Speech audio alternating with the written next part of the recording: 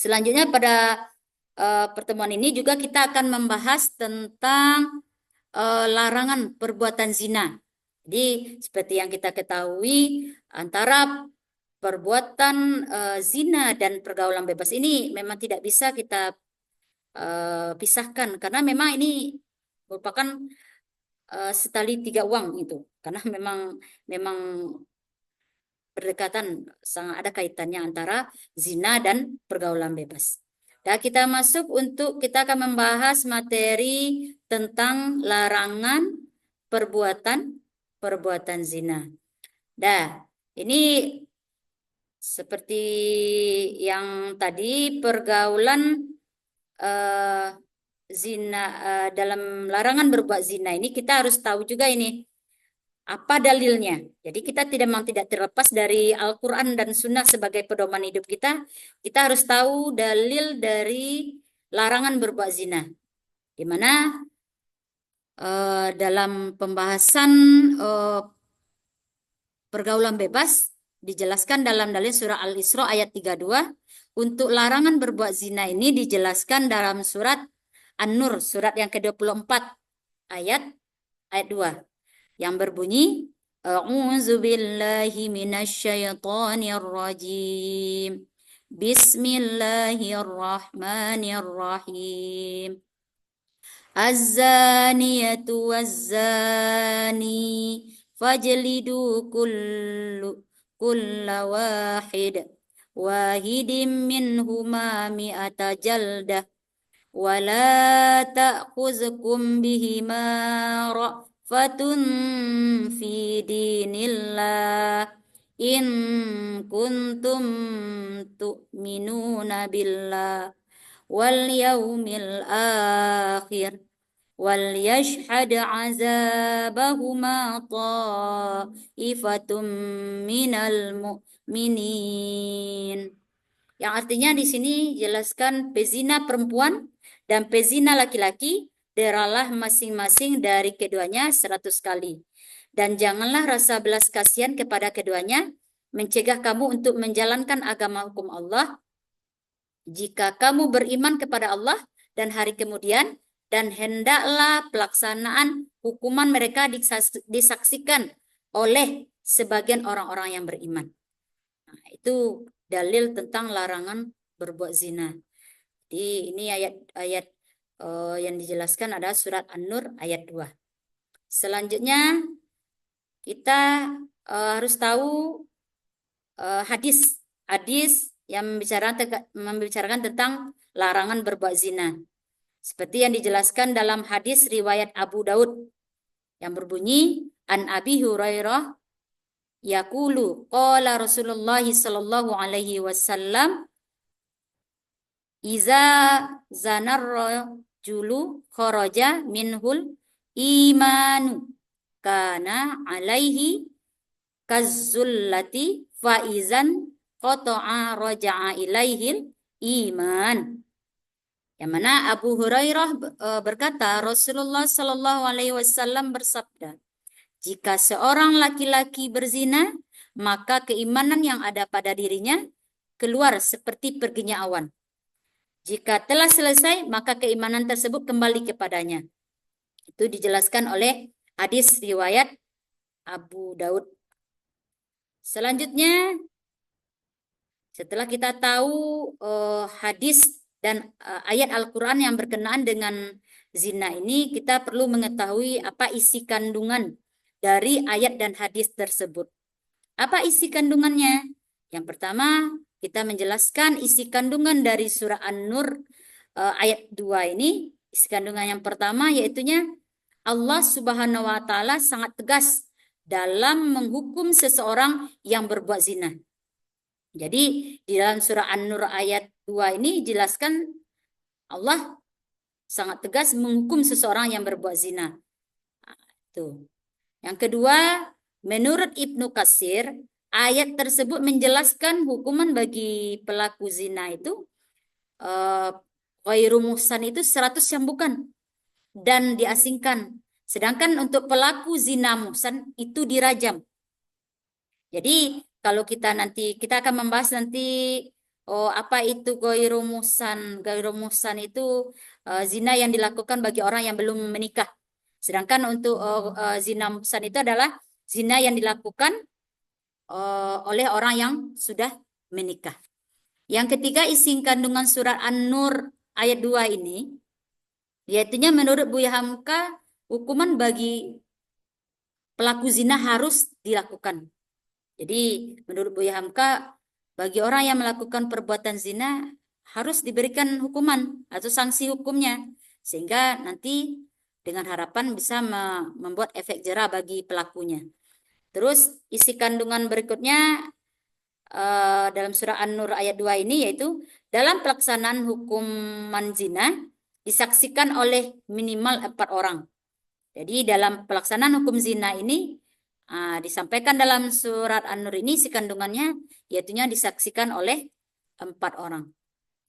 Sedangkan untuk isi kandungan dari hadis riwayat Abu Daud tadi, yaitunya di mana perbuatan zina dapat menghilangkan keimanan dari diri seseorang yang beriman.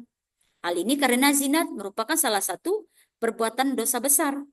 Jadi makanya zina ini adalah perbuatan keji yang sangat dibenci Allah. Makanya seseorang yang melakukan perbuatan zina, dia akan menghilangkan keimanannya. Ya, ibaratnya nanti seperti orang yang melakukan suatu perbuatan dosa, apabila dia sudah melakukan dosa itu berkali-kali, sudah menyenangi perbuatan dosa itu, ya tadi akan menghilangkan keimanannya. Yaitunya berupa jadi dia malas beribadah, tidak mau lagi melakukan ibadah, tidak lagi mau melakukan kebaikan, tidak mau peduli dari perintah-perintah agama. Itu untuk isi kandungan surah An-Nur ayat 2 dan hadis riwayat Abu Daud. Selanjutnya kita akan membahas tentang apa itu pengertian.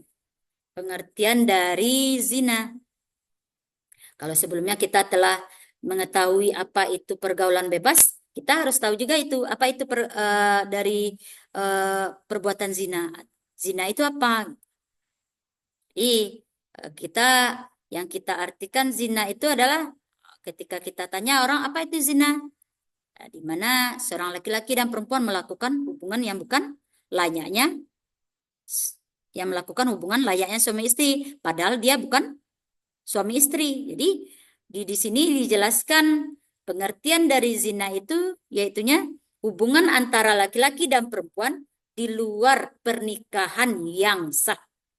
Tidak jelas bahwasanya zina itu dilakukan oleh antara seorang laki-laki dan perempuan. Itu kata kuncinya. Dilakukan oleh seorang laki-laki yang perempuan dan dia tidak tercatat nikah secara sah. Jadi itu pengertian dari zina. Selanjutnya ciri-ciri dari perbuatan zina. Ciri-ciri dari perbuatan zina ini ada 2, yaitunya zina muhsan dan zina ghairu muhsan. Apa itu zina muhsan? Jadi zina muhsan itu dilakukan oleh seorang laki-laki, ya itu balik lagi. Kalau zina itu dilakukan oleh laki-laki dan perempuan. Bukan laki-laki dengan laki-laki dan perempuan dengan perempuan, tapi antara laki-laki dan perempuan yang sudah menikah. Nah, itu. Jadi, zina muhsan itu adalah zina yang dilakukan oleh seorang laki-laki dan perempuan yang dia sudah terikat oleh tali pernikahan. Apa hukumannya bagi orang yang melakukan zina muhsan ini? Hukuman bagi orang yang melakukan zina muhsan, yaitunya dia dirajam dengan mengubur pezina setengah badan dan dilempar dengan batu hingga dia meninggal. Itu sanksi bagi orang yang melakukan zina muhsan. Selanjutnya, ciri-ciri yang kedua yaitu zina ghairu muhsan. Nah, di sini ada kurangnya, U-nya kurang ya, ghairu muhsan. Jadi zina ghairu muhsan itu apa? Zina yang dilakukan oleh laki-laki atau perempuan yang belum menikah atau muda-mudi yang belum terikat oleh tali pernikahan. Nah, atau masih perjaka atau masih gadis. Jadi Kalau tadi zina muhsan itu adalah zina yang dilakukan oleh orang sudah menikah, sedangkan ghairu muhsan ini dilakukan oleh orang yang belum menikah. Apa hukumannya? Hukuman bagi orang yang melakukan zina muhsan, ghairu muhsan ini, yaitunya dia dicambuk 100 kali, kemudian diasingkan selama 1 tahun. Kalau zina muhsan, dia dikubur badannya setengah badan, lalu dilempari dia sampai mati. Sedangkan zina ghairu muhsan itu adalah dia dicambuk sebanyak 100 kali. Kemudian dia diasingkan selama 1 tahun. Mungkin kalau hukum masyarakat kita pada masa sekarang, kadang sanksi hukumnya yaitu tadi, diarak sekeliling kampung tanpa busana. Sekarang itu. Selanjutnya, kita perlu mengetahui, setelah kita mengetahui pengertian dan ciri-ciri dari perbuatan zina, kita harus tahu apa akibat dari perbuatan zina. Nah, ini ada 8 poin ya. Ada 8 poin yang berkaitan dengan akibat perbuatan zina. Akibat perbuatan zina yang pertama yaitunya akan dilaknat oleh Allah Subhanahu wa taala dan Rasulnya sebelum bertobat dan menjalankan hukuman. Itu yang pertama. Yang kedua, menghancurkan masa depan anak. Terus, yang ketiga, merusak keturunan yang sah apabila melahirkan anak. Bila dilakukan lebih dari satu laki-laki dan akan mengaburkan nasab. Jadi kalau seandainya dilakukan oleh banyak perempuan melakukan hubungan dengan banyak laki-laki, dia otomatis kita tidak akan mengetahui nasabnya keturunan dari siapa, laki-laki yang mana gitu. Terus akibat yang keempat yaitu mendorong perbuatan dosa lainnya. Nah, seterusnya menimbulkan berbagai penyakit kelamin. Jadi salah satunya yaitu tadi penyakit kelamin yang sering kita dengar yaitu HIV/AIDS, itu salah satu penyakit kelamin. Terus akibat perbuatan zina berikutnya itu terjerat hukuman rajam hingga mati atau dicambuk 100 kali dan diasingkan. Itu akibatnya. Terus menanggung hukuman sosial dari masyarakat. Jadi orang melakukan perbuatan zina ini dia akan menanggung hukuman sosial dari masyarakat. Mungkin dikucilkan atau nanti akan diguncingkan. Itu ya itu tadi sanksi sosialnya itu. Kalau kita berada dalam masyarakat ya itu tadi. Kita harus siap. Ketika kita berani berbuat ya berani bertanggung jawab. Salah satunya kalau kita berani berbuat zina, ya salah satu sanksi hukumnya ya itu di di di apa ya disamak di pasamuan di masyarakat awak. Selanjutnya akibat perbuatan zina yang terakhir yaitunya nasab keturunan dari hasil zina tidak jelas sehingga anak tidak mendapatkan warisan. Jadi anak hasil dari zina ini tidak akan mendapatkan warisan dari keluarga. Jadi karena dia tidak termasuk dalam nasab keturunan. Itu akibat dari perbuatan zina. Selanjutnya kita harus tahu bagaimana cara menjauhi perbuatan zina. Jadi ini salah satu langkah-langkah agar kita terhindar dari perbuatan zina. Yang pertama, segera menikah jika tidak mampu. Makanya nanti salah satu di dalam materi pernikahan nantinya kapan pernikahan itu dikatakan wajib? Ya, itu ketika kita sudah mampu untuk menikah dan siap untuk menikah ya ya jangan sampai ditunda-tunda. Berarti status pernikahan kita itu hukum nikah itu bagi kita itu wajib. Jadi cara menjauhi perbuatan zina yaitu segera menikah jika telah mampu. Yang kedua, menjauhkan diri dari tempat-tempat maksiat. Jadi salah satu cara menjauhi perbuatan zina itu dengan menjauhi diri dari tempat-tempat yang bisa menjerumuskan kita kepada perbuatan zina. Jadi kalau tempat-tempat maksiat yaitu sarangnya tadi. Sarang-sarang orang-orang yang di mana di sana berkumpul antara laki-laki yang perempuan bermabuk-mabukan atau orang yang mengkonsumsi narkoba. Ya itu kan tempat-tempat maksiat itu tuh sengaja apa ya? Memang di bulan puasa seperti di bulan puasa ya ditutup ya tadi jangan sampai nanti akan merusak ibadah puasa orang. Dan itu tadi kan untuk masalah zina, maksiat ini adalah merupakan apa ya penampung atau sampai sarananya untuk bisa berkumpul orang-orang di sini ya, sehingga mereka tidak ada batasan tempat-tempat maksiat itu seperti diskotik atau klub-klub malam itu ya tadi kebanyakan memang mereka melakukan sesuatu yang memang dilarang oleh agama kita. Selanjutnya cara menjauhi perbuatan zina. Yang ketiga, jangan mendekati hal-hal yang menjurus kepada perbuatan zina. Yaitu makanya dalam Al-Quran dijelaskan jangan kita mendekati hal-hal yang menjurus kepada perbuatan zina. Salah satunya itu tadi dengan pacaran. Pacaran itu salah satunya memang bisa takutnya nanti bisa menjerumus pada zina. Kecuali mungkin kita istilahnya tidak ada sekedar kenal dekat gitu. Tapi kalau sekedar kenal dekat ya kecuali dia di kota A, kita di kota B, mungkin kita tidak pernah ketemuan ya. Jelas kita tidak akan oh, jatuh kepada perbuatan zina. Tapi zina sekarang kan banyak bagiannya, zina mata, zina mulut, zina apa. Jadi hal-hal yang bisa menjerumuskan kepada zina ya lebih baik karena lebih baik dihindari yang akan bisa membuat kita terjerumus kepada perbuatan zina. Terus yang keempat, cara menjauhi perbuatan zina yaitu memilih teman yang bergaul dan baik akhlaknya. Nah, itu. Terus membaca buku-buku keislaman khususnya tentang bahaya zina. Jadi kita wajib banyak literasi untuk apa ya supaya kita mampu memiliki wawasan apa apa apa benar zina itu berbahaya atau apa benar zina itu memang nantinya akan berdampak buruk untuk jangka panjang kita atau apa. Makanya kita harus banyak literasi buku-buku. Salah satunya buku-buku keislaman ini sehingga dengan kita jangan sampai kita sering membaca novel atau komik atau apa, tapi buku-buku keislaman yang bisa sebagai apa penambah wawasan kita tentang keislaman untuk maka itu penting kita kita baca gitu.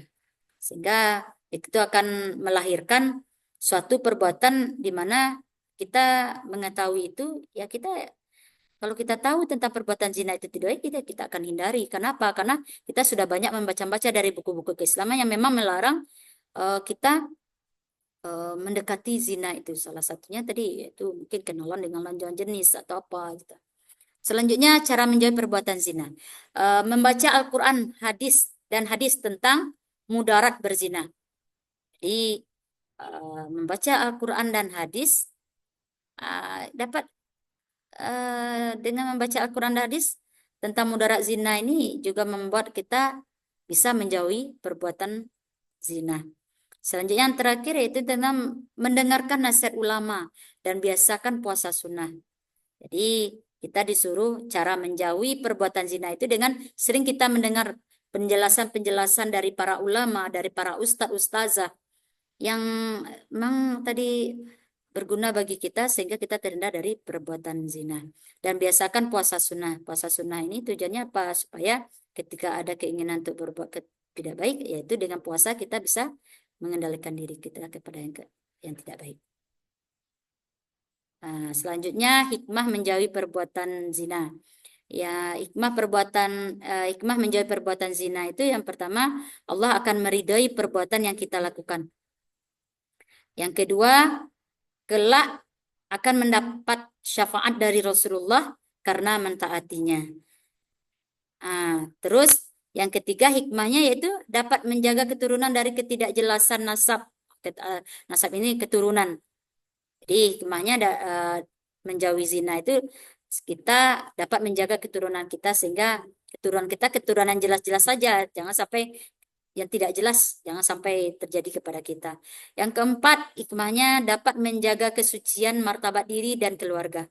Jadi dengan menjauhi perbuatan zina itu dapat menjaga kesucian diri kita, martabat diri kita dan keluarga kita. Terus yang kelima, terpelihara dari penyakit yang disebabkan oleh perzinaan.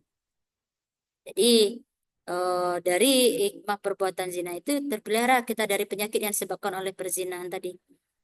Penyakit-penyakitnya ya banyak yang disebabkan oleh zina ini. Terus yang keenam, terhindar dari kejahatan-kejahatan lainnya. Itu hikmah menjauhi perbuatan zina. Jadi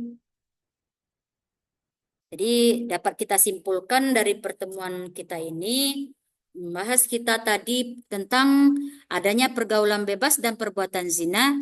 Diharapkan hal ini karena Allah sangat mengharamkan umat Islam melakukan pergaulan bebas dan perbuatan zina.